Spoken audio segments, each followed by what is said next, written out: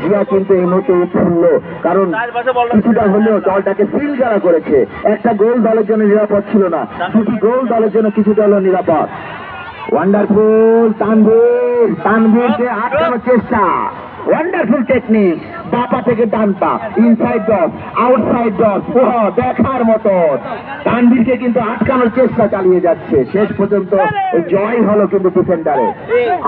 আমান কাকে দেবেন? একঝাক দক্ষ ওই তরুণ খেলোয়াড়, ওই সকল খেলোয়াড় কিন্তু জিয়ার সান্নিধ্যে এসেছে, ওই জিয়ার হাতে গড় আমি বলবো। এবং ওই বাঘের জেলার টিম ম্যানেজার দেখার মতন আচমকা বলটাকে ঘুরিয়ে রনি নাম্বার 70 দুর্দান্ত পাওয়ারফুল শট করেছিল। সাথে সাথে বাঘের জেলা টিমের সম্মানিত ম্যানেজার জনাব ওমর আলী মুন্না, সেও কিন্তু এখানকার খেলা দেখে অভিহিত এবং আগামী দিনে জেলা টিমে কিভাবে টিমে রাখবে সেই পরিকল্পনা করছে। সত্যি আমরা মুন্নাকে ধন্যবাদ জানাই সকলে।